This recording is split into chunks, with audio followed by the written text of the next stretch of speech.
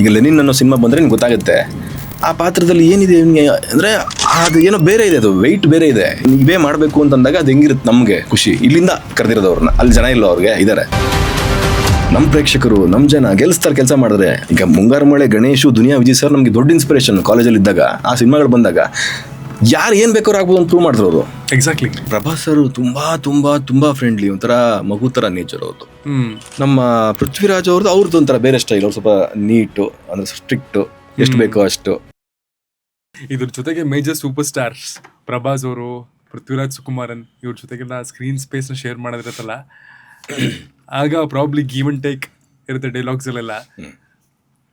So ಅಲ್ಲಿ ಗೀವ್ and take ಮಾಡಬೇಕಾದ್ರೆ Telugu straight cinema ಮಾಡಿದ್ದು ಅನ್ಸ್ತಲ್ವ ಸಲಾರ್ ಪ್ರಾಬ್ಲಿ. ಆ ನೇಟಿವಿಟಿ ತಕ್ಕಂಗೆ, ಆ ಸ್ಲ್ಯಾಂಗು, ಇದ್ರ ಮೇಲೆಲ್ಲ ಗಮನ ಇಟ್ಕೋಬೇಕು. ಆಮೇಲೆ ಆ ಸ್ಟಾರ್ಸ್ಗಳು ಹೆಂಗೆ ಬಿಹೇವ್ ಮಾಡ್ತಾರೆ ಅನ್ನೋದೆಲ್ಲನೂ ತಲೆ ನೋಡ್ತಿರುತ್ತಾ. How was compatibility? ಇಲ್ಲ, ಅದೇ ಅವರು ಕೂಡ ಅದರಲ್ಲಿ ಪ್ರಭಾಸ್ ಸರ್ ತುಂಬಾ ತುಂಬಾ ತುಂಬಾ ಫ್ರೆಂಡ್ಲಿ, ಒಂಥರ ಮಗು ಥರ ನೇಚರ್ ಅವ್ರದ್ದು. ಅವ್ರ ಹತ್ರ ತುಂಬ ಈಸಿ. ಅಂದರೆ ಅವ್ರು ನಗ್ತಾ ಇರ್ತಾರೆ ಯಾವಾಗಲೂ, ಏನಾದರೂ ಸಣ್ಣ ಪುಟ್ಟ ಜೋಕ್ ಮಾಡಿ ಆಮೇಲೆ ನಂದು ಎಲ್ಲ ನಾನು ಮಾಡಿದ್ದ ಸಿನಿಮಾಗಳೆಲ್ಲ ಕೂಸ್ಕೊಂಡು ಮಾತಾಡ್ತಾ ಇರ್ತಾರೆ. ಸೊ ಫ್ರೆಂಡ್ಲಿ ಆಗಿಬಿಡ್ತಾರೆ ಅವರು.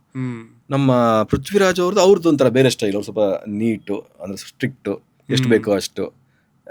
ಜಿಮ್ಮಲ್ಲೆಲ್ಲ ವರ್ಕ್ ಮಾಡುವಾಗ ಸಿಕ್ಕಿದ್ವಿ, ಮಾತಾಡ್ತಿದ್ವಿ ಎಲ್ಲ. ಅಂದರೆ ಅವರೆಲ್ಲ ಸರ್ ಲೆಜೆಂಡ್ಸ್ ಆಗಿರೋದು ಯಾಕೆ ಅಂತಂದರೆ ಅವ್ರದ್ದು ಒಂದು ಸಪ್ರೇಟ್ ನೇಚರ್ಗಳಿದೆ ಅವ್ರದ್ದೆಲ್ಲ. ಅದನ್ನು ಫಾಲೋ ಮಾಡ್ಕೊಂಡು ಬಂದಿದ್ದಾರೆ. ಆ್ಯಂಡ್ ವೆರಿ ಡಿಸಿಪ್ಲಿನ್ ಅವರೆಲ್ಲರೂ. ಅದರಲ್ಲಿ ಪೃಥ್ವಿ ಸರ್ ತುಂಬ ಡಿಸಿಪ್ಲಿನ್ ಆ್ಯಂಡ್ ಭಯಂಕರ ಟ್ಯಾಲೆಂಟೆಡ್ ಅವರು. ಅವ್ರು ಹಾಡ್ತಾರೆ, ಬರೀತಾರೆ, ಡೈರೆಕ್ಟ್ ಮಾಡ್ತಾರೆ, ಆ್ಯಕ್ಟ್ ಮಾಡ್ತಾರೆ, ಡಿಸ್ಟ್ರಿಬ್ಯೂಟ್ ಮಾಡ್ತಾರೆ, ಏನೇನೋ ಮಾಡ್ತಾರೆ ಅವರು. ಸೊ ತುಂಬ ಮಲ್ಟಿ ಟ್ಯಾಲೆಂಟೆಡ್. ಸೊ ಅಷ್ಟೊಂದು ಮಾಡಬೇಕು ಅಂದರೆ ಮನುಷ್ಯನ ತಲೆ ಕರೆಕ್ಟಾಗಿರ್ಬೇಕಲ್ಲ. ಅವ್ರ ತಲೆ ಸರಿ ಇದೆ. ಸೊ ಹಂಗಿರುತ್ತೆ. ಅವ್ರ ಹತ್ರ ತುಂಬ ಕಲಿತೆ ನಾನು. ಅದರಲ್ಲಿ ಪ್ರಭಾಸ್ ಸರ್ ಹತ್ರ ಒಬ್ಬ ಸ್ಟಾರ್ ಆಗಿ ಹೆಂಗೆ ಬಿಹೇವ್ ಮಾಡಬೇಕು ಫ್ಯಾನ್ಸ್ ಹತ್ರ, ಹೆಂಗೆ ಫ್ಯಾನ್ಸ್ಗಳನ್ನ ಅವರೆಲ್ಲರೂ ಯಾಕೆ ಇಷ್ಟಪಡ್ತಾರೆ ಅಂದರೆ ಈ ಮನುಷ್ಯ ಹಂಗಿದ್ದಾರೆ. ಈಗ ಒಂದಿನ ಒಂದು ಸ್ಪಾಟಲ್ಲಿ ಬಿಸಿಲು ಸಿಕ್ಕಾಬಟ್ಟೆ ಅಲ್ಲೆಲ್ಲ ಅಲ್ಲ. ಸೊ ಪ್ರತಿ ಶಾಟು ಆಗಿದ ತಕ್ಷಣ ಅಲ್ಲೇ ಕೂತ್ಕೋತಿದ್ವಿ. ಯಾಕಂದರೆ ಅಲ್ಲಿ ಕ್ಯಾರನ್ಗೆ ದೂರ ಹೋಗಿ ಬರಬೇಕಲ್ಲ. ಅದೇ ಶಾಟಲ್ಲಿ ಮತ್ತೆ ಇನ್ನೂ ಒಂದು ನಿಮಿಷಕ್ಕೆ ಶಾಟ್ ಇರುತ್ತೆ ಅಂದ್ಕೊಳ್ಳಿ. ಎಲ್ಲಿ ಹೋಗ್ತಿರೋ ಅಲ್ಲೇ ಕೂತ್ಕೋತಿದ್ವಿ ನಾವು. ಅವ್ರಿಗೆ ಮಾತ್ರ ಟಕ್ಕನ್ ಚೇರ್ ಹಾಕೋರು. ಕಟ್ಟಾಗಿದ ತಕ್ಷಣ ಚೇರ್ ಹಾಕೋರು. ಅವ್ರೊಂದು 2 ಸಲ ನೋಡಿದ್ರು, ಎಲ್ಲರೂ ನೋಡಿದ್ರು ಆ ಕಡೆ ಈ ಕಡೆ, ಯಾರಿಗೂ ಚೇರ್ ಹಾಕ್ತಿರ್ಲಿಲ್ಲ. ಅವ್ರು ಯಾರನ್ನೋ ಪ್ರೊಡಕ್ಷನ್ ಕರೆದ್ರು, ನೀವು ಈ ಥರ ನನ್ನ ಮಾತ್ರ ಚೇರ್ ಹಾಕಿದ್ರೆ ಅವರೆಲ್ಲರೂ ಬೇರೆ ರಾಜ್ಯದಿಂದ ಬಂದಿರೋರು ನನ್ನ ಬಗ್ಗೆ ಏನು ಅನ್ಕೋತಾರೆ, ಪ್ರತಿ ಶಾಟ್ಗೂ ಎಲ್ರಿಗೂ ಚೇರ್ ಹಾಕಬೇಕು.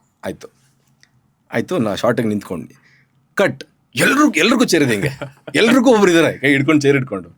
ಸೊ ಆ ಥರದ ಮನುಷ್ಯ ಅವರು. ಆಮೇಲೆ ಫುಡ್ಡು ಸಿಕ್ಕಾಬಿಟ್ಟ ಇಷ್ಟಪಡೋರು ಅವರು. ನಮಗೆಲ್ಲ ಒಂದ್ಸಲಿ ಕಲಿಸಿದ್ರು. ಆ ಬಿರಿಯಾನಿ ತಿಂದೇ ಇಲ್ಲ ಬಿಡಿ ನಾನು ಯಾವತ್ತು. ಆ ಥರದ್ದು ಅಂದರೆ ಎಲ್ಲರಿಗೂ ಅವ್ರ ಜೊತೆ ಯಾರ್ಯಾರು ನೆಂಟಿದೆ ಅಥವಾ ಸಿನಿಮಾದಲ್ಲಿ ಮಾಡಿದ್ದಾರೆ ಎಲ್ಲರಿಗೂ ಒಂದು ಫುಡ್ ಎಕ್ಸ್ಪೀರಿಯನ್ಸ್ ಇರುತ್ತೆ. ನಿಮ್ದು ಹೆಂಗಿತ್ತು? ಅದೇ ಅವ್ರು ಅದು ಕಳಿಸಿದ್ರು ಕ್ಯಾರವಾನ್ಗೆ ಅವತ್ತು. ನಾನು ಈ ಥರ ಒಂದು ಬಿರಿಯಾನಿ ಇರುತ್ತಾ ಅಂತ, ಅಷ್ಟು ಚೆನ್ನಾಗಿತ್ತು ಬಿರಿಯಾನಿ. ಅಂದರೆ ಅವರು ಸಿಗಾಬಿಟ್ಟು ಇಷ್ಟಪಡ್ತಾರೆ. ಆಮೇಲೆ ಅವ್ರು ನಂಬಿದ್ದಾರೆ ಮೋಸ್ಟ್ಲಿ ಫುಡ್ಡು ಕೊಡಬೇಕು ಮನುಷ್ಯರಿಗೆ, ಎಲ್ರಿಗೂ ಫುಡ್ ಮುಖಾಂತರನೇ ಲವ್ ಕೊಡಬೇಕು ಅಂತ ನಂಬಿರೋರು ಅವರು. ಸೊ ಹಂಗಾಗಿ ಅದೊಂದು ಬೇರೆ ಎಕ್ಸ್ಪೀರಿಯೆನ್ಸು. ಆಮೇಲೆ ಒಂದು ಸಲಾರ್ ಪಾರ್ಟಿ ಮಾಡಿದ್ರು, ಅವತ್ತು ಅಷ್ಟೇ ತುಂಬ ಖುಷಿಯಾಗಿ ಬಂದು ಮಾತಾಡಿಸಿ ತಪ್ಕೊಂಡು ತುಂಬ ತುಂಬ ತುಂಬ. ಅಂದರೆ ಅವರು ಒಂದ್ಸಲಿ ಹೇಳಿದರು, ಅಲ್ಲಿ ತೆಲುಗು ಹಿಂದೆ ಹೈದರಾಬಾದಲ್ಲಿ ಪಾರ್ಟಿ ಮಾಡ್ತಾ ಕರಿತಿ ಬರ್ಬೇಕು ನೀವು ಅಂತೆಲ್ಲ ಹೇಳಿದರು. ಆಮೇಲೆ ಏನಾಯ್ತು ಗೊತ್ತಿಲ್ಲ. ಸೊ ಹಂಗೆ ಈಗ ಅವ್ರ ಹತ್ರ ಎಲ್ಲ ಕೆಲಸ ಮಾಡಿದ್ದು ತುಂಬ ಕಲ್ತೀವಿ ಸರ್ ಒಂದು. ಆಮೇಲೆ ನಮ್ಮ ಪೊಟೆನ್ಷಿಯಲ್ ಬಗ್ಗೆ ನಮಗೆ ನಂಬಿಕೆ ಜಾಸ್ತಿ ಬರ್ತಾ ಹೋಯಿತು. ಸೊ ಇಲ್ಲಿ ಏನು ಸಮಸ್ಯೆಗಳು ಇಷ್ಟೊತ್ತು ಮಾತಾಡೋದು, ಅದು ಯಾವುದು ಸಮಸ್ಯೆಗಳೇ ಅಲ್ಲ, ನೀನು ಗೆಲ್ಲಬೇಕಷ್ಟೇ ಗುರು. ಈಗ ಮೊನ್ನೆಲ್ಲ ಓದ್ತಿದ್ದೆ ನಾನು, if your path is clearly visible then it is not your path ಅಂತ. ನೋಡಿ ಎಷ್ಟು ಚೆನ್ನಾಗಿದೆ ಮಾತು. ನಿಮ್ಮ ಪಾತ್ ಈಗ ಎಲ್ಲ ಕರೆಕ್ಟಾಗಿ ಕಾಣಿಸ್ತಿದೆ ಅಂತಾರೆ, ನಿಮ್ದಲ್ಲ, ಯಾರೋ ಮಾಡಿ ಹೋಗಿರೋ ಪಾತ್ ಅದು. ನೀನು ಮಾಡ್ಕೋಬೋದು, ನೀನು ಪಕ್ಕದಲ್ಲಿ ಮಾಡು ಫಸ್ಟಿಂದ, ಅದು ನಿನ್ನ ಪಾತ್ ಆಗುತ್ತೆ ಅಂತ ಓದ್ತಿದ್ದೆ. ನಿಜ. ಈಗೇನು ಬಡ್ಕೊಂಡು ಇಷ್ಟೊತ್ತು ನಾನು ಹೇಳ್ಕೊಂಡು ಅದು ಬೇಜಾರಿಗೆ 10 ವರ್ಷ ಆಯಿತು. ಆಮೇಲೆ ಏನೂ ಮಾಡದೇ ಇರೋ ಓಕೆ, ಪ್ರತಿ ಸಲಿನೂ ಪ್ರೂವ್ ಮಾಡ್ತಾ ಬರ್ತಾ ಇದೀವಿ ಸರ್. ಅಟ್ಲೀಸ್ಟ್ ಕಮರ್ಷಿಯಲಿ ಮಾಡಿಲ್ಲ ಕರೆಕ್ಟು, ಬಟ್ ಆಗಲ್ಲ ಅಂತಲ್ಲ, ಆಗುತ್ತೆ.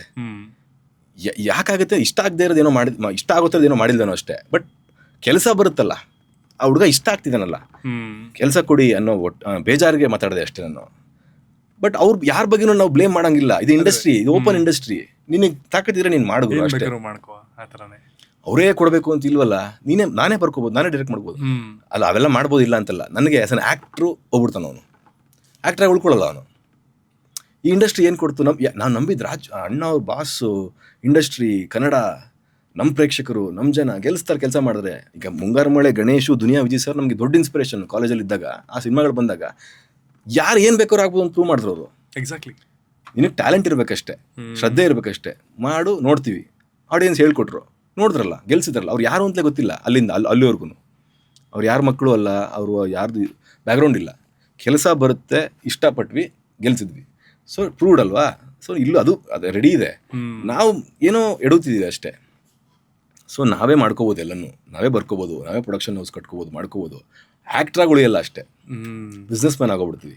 ನಾನು ತುಂಬ ಸಲ ಅನ್ಕೋತಿರ್ತೀನಿ, ನೀನು ಆ ಥರ ಯೋಚನೆ ಮಾಡೋಕ್ಕೆ ಶುರು ಮಾಡ್ಬಿಟ್ರೆ ನೀನು ಇನ್ನೊಂದ್ಸತಿ ಹೊಟ್ಟೋಗುತ್ತೆ ನಿನಗಂತ. ಆ ಥರ ಯೋಚನೆಗಳು ಬಂದಿಲ್ವಾ ನಿಮಗೆ? ಅಂದರೆ ಸುಮಾರು ಜನ ಆ್ಯಕ್ಟ್ರಿಗೆ ಬೇಕಿರುವಂತಹ ರೈಟ್ ಸ್ಕ್ರಿಪ್ಟ್ಗಳು ಬಂದಿಲ್ಲ ಅನ್ನೋ ಟೈಮಲ್ಲಿ ತಮಗೆ ತಾವೇ ಡೈರೆಕ್ಟ್ ಮಾಡಿಕೊಂಡು ಕಂಬ್ಯಾಕ್ ಮಾಡ್ಕೊಂಡಿರೋದು ಇದೆ. ಕರೆಕ್ಟ್, ಬಂದಿದ್ಯಾ? ಇದೆ, ಆಲ್ರೆಡಿ ಪ್ರಾಸೆಸ್ ಇದೆ, ನಮ್ಮದು ನಡೀತಾ ಇದೆ.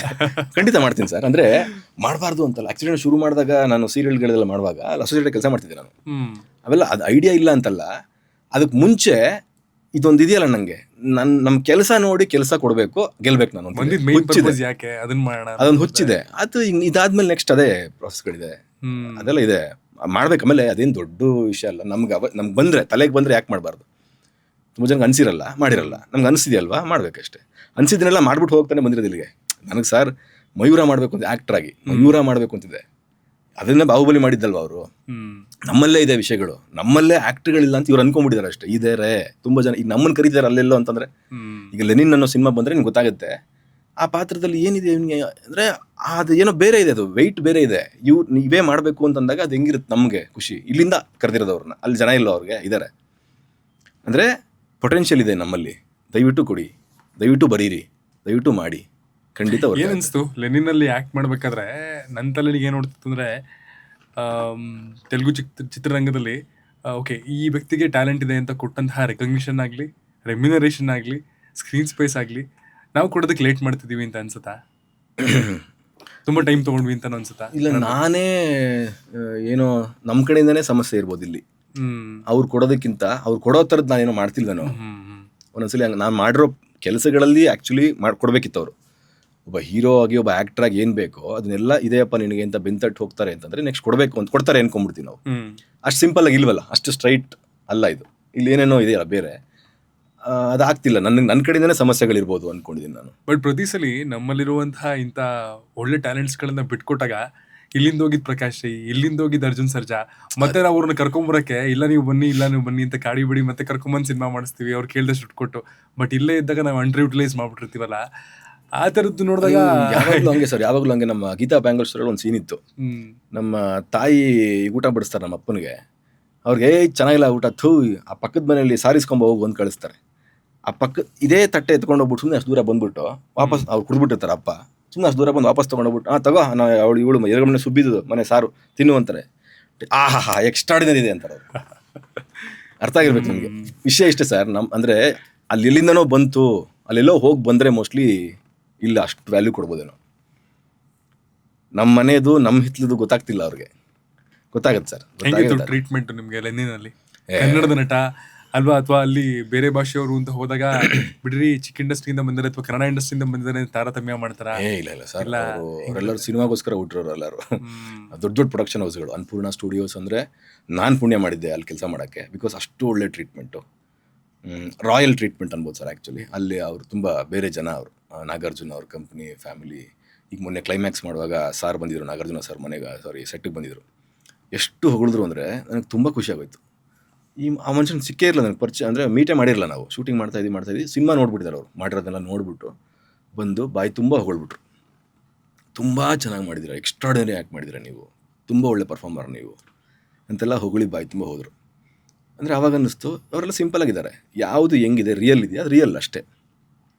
ಅವ್ನಿಗೆ ಯಾಕೆ ನಾವು ಹೇಳೋದು, ಅವ್ರು ನಮ್ಮವರಲ್ಲ, ನಾವು ಯಾಕೆ ಹೇಳಬೇಕು? ಅವೆಲ್ಲ ಏನಿಲ್ಲ ಸರ್. ಅಲ್ಲಿ ತುಂಬ ಓಪನ್ ಮೈಂಡೆಡ್ ಇದ್ದಾರೆ, ಕೆಲಸಕ್ಕೆ ತುಂಬ ಮರ್ಯಾದೆ ಕೊಡ್ತಾರೆ. ಕೆಲಸನ ಪ್ರೀತಿಸ್ತಾರೆ ಅವರು ಅಂತಂದರೆ ಅವರು ಅವ್ರನ್ನ ಪ್ರೀತಿಸ್ತಾರೆ. ಜನನೂ ಹಂಗೆ ಇದ್ದಾರೆ ಅಲ್ಲಿ.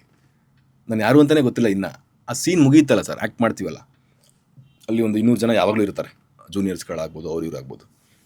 ಪ್ರತಿ ಸೀನ್ ಮುಗಿದಾಗ್ಲೂ ಮುಗಿಯೋವರೆಗೂ ಗೊತ್ತಿರಲ್ಲ ನಾ ಯಾರು ಅಂತ ಅವ್ರಿಗೆ. ಆ್ಯಕ್ಟ್ ಮಾಡೋ ಯಾರೋ ಹೊಸವರು, ಯಾರೋ ಬೇರೆ ರಾಜ್ಯದವರು ಆ್ಯಕ್ಟ್ ಮಾಡೋಕ್ಕೆ ಬಂದಿದ್ದಾರೆ. ಸಲಾರವ್ರದ್ದು ಗೊತ್ತಿಲ್ಲ, ಗೆಟಪ್ಗಳು ಬೇರೆ ಇರ್ತಾವಲ್ಲ, ಗೊತ್ತಾಗಿರಲ್ಲ. ಆ ಸೀನ್ ಮುಗಿದು ಕಟ್ ಹೇಳಿ ಸೀನ್ ಮುಗಿದು ಹೆಂಗೆ ಆಚೆ ಬರೋಕೆ ಹೋಗ್ತೀವಲ್ಲ, ಸರ್ ಒಂದು ಸೆಲ್ಫಿ ಅಂತ ಅವಾಗ ಅದು ಆಲ್ರೆಡಿ ನಾನು ಯಾರು ಅಂತಲೇ ಗೊತ್ತಿಲ್ಲ ಅವ್ರಿಗೆ, ಆ್ಯಕ್ಟ್ರಾಗಿ ಗೊತ್ತಷ್ಟೇ. ಯಾರೋ ಸೂಪರಾಗಿ ಮಾಡ್ತಾರೆ ಆ್ಯಕ್ಟಿಂಗು, ಸೆಲ್ಫಿ ಬೇಕು ಅವ್ರ ಜೊತೆ, ಇಷ್ಟೇ ಅವ್ರ ಮೈಂಡ್ ಸೆಟ್. ಅದಕ್ಕೆ ಆ ಇಂಡಸ್ಟ್ರಿಗಳು ಬೆಳೀತಾ ಇರೋದು ಸರ್. ತುಂಬ ಬರುವಂತಹ ಮುಂದಿನ ತೆಲುಗು ಸಿನಿಮಾಗಳ ಎಂಕ್ವೈರೀಸ್ನ ಹೆಂಗೆ ಹ್ಯಾಂಡಲ್ ಮಾಡ್ತೀರಾ? ಇಲ್ಲ ಸರ್, ಇದೆಲ್ಲ ಏನೇ ಇದ್ರೂ ಮನಸ್ಸು ಇಲ್ಲಿದೆ, ಇಲ್ಲೇ ಇದೆ ಸರ್. ನಾನು ಇಲ್ಲಿ ಏನಾರ ಮಾಡ್ಬೇಕು, ಇಲ್ಲಿ ತಾನೇ ಬಂದಿದ್ದು ನಾವು. ಇವರು ನಮ್ಮ ಜನ, ಇದು ನನ್ನ ಜನ, ಇಲ್ಲಿ ನಮ್ಮ ಇಂಡಸ್ಟ್ರಿ, ನಮ್ಮ ಕನ್ನಡ, ಇಲ್ಲೇ ಮಾಡ್ಬೇಕೇನಾರು ಸರ್. ಆ ಒದ್ದಾಟ ಯಾವತ್ತಿಗೂ ಹೋಗಲ್ಲ. ಅಲ್ಲೂ ಬಂದರೆ ಡೆಫಿನೆಟ್ಲಿ ಹೊಟ್ಟೆ ಪಾಡ್ಗೆ ಹೋಗ್ಬೇಕಾಗ್ಬೋದು. ಆಮೇಲೆ ಅಷ್ಟು ಗೌರವ ಕೊಡ್ತಾರಲ್ಲ ಅಂತ ಹೋಗ್ಬೇಕಾಗ್ಬೋದು. ಇದೇನು ನಮ್ಮಲ್ಲಿ ಸಿಗ್ತಿಲ್ಲ ಹೋಗಿ ಅಲ್ಲಿ ಅವ್ರು ಕೊಡ್ತಾರೆ ಹೋಗೋಣ ಅಂತ ಅನ್ಸ್ಬೋದು ಒಂದು ಥಾಟು. ಬಟ್ ಎಲ್ಲ ಮುಗಿಸಿ ರಾತ್ರಿ ಮಲಗಬೇಕಾದ್ರೆ ನಾವು ಎಲ್ಲಿ ಏನು ಮಾಡಕ್ಕೆ ಬಂದ್ವಿ, ಏನು ಮಾಡ್ತಿದ್ದೀವಿ, ಅಲ್ಲಿ ಸಿಕ್ಕಿದ್ರೆ ಓಕೆ ಗುಡ್. ಇಲ್ಲಿ ಏನಾರ ಮಾಡ್ಬೇಕು ಸರ್, ಇಲ್ಲಿ ನಾವು ನಮ್ಮ ಜನ ಪ್ರೀತಿಗಳನ್ನ ಗಳಿಸೋಕ್ಕೋಸ್ಕರನೇ ಇಲ್ಲಿ ಬಂದಿರೋದು. ಸೊ ಆ ಥಾಟ್ ಇದ್ದೇ ಇರುತ್ತೆ ಯಾವಾಗಲೂ ನನಗೆ. ಆ ಪ್ರಯತ್ನಗಳು ನಡೆಯುತ್ತೆ ಸರ್. ಅಲ್ಲಿ ಬರೋದ್ರಲ್ಲಿ ಡೆಫಿನೆಟ್ಲಿ ಬೆಟ್ರಾಗಿರೋದನ್ನ ಆಯ್ಕೆ ಮಾಡ್ಕೊಳ್ಳೋದು ಅದು ಬುದ್ಧಿವಂತರ ಲಕ್ಷಣ. ಅದು ಮಾಡ್ತೀನಿ ನಾನು. ಈಗ ಸ್ವಲ್ಪ ಮುಂಚೆಗಿಂತ ಈಗ ಬೆಟ್ರಾಗಿ ಬುದ್ಧಿ ಜಡ್ಜ್ಮೆಂಟ್ ಎಲ್ಲ ಬಂದಿದೆ ನನಗೆ. ಸೊ ಅದನ್ನು ಚೂಸ್ ಮಾಡ್ಕೋತೀನಿ ಬೆಟ್ರಾಗಿರೋದು. ಆಮೇಲೆ ಯಾವುದೋ ಓಕೆ ಹೆಂಗಿದ್ರು ಫೇಮಸ್ಸು, ಬನ್ನಿ ಮಾಡಿ ಅಂತ ಆಗ್ಬಿಡ್ಬೋದು ಅಲ್ಲಿ.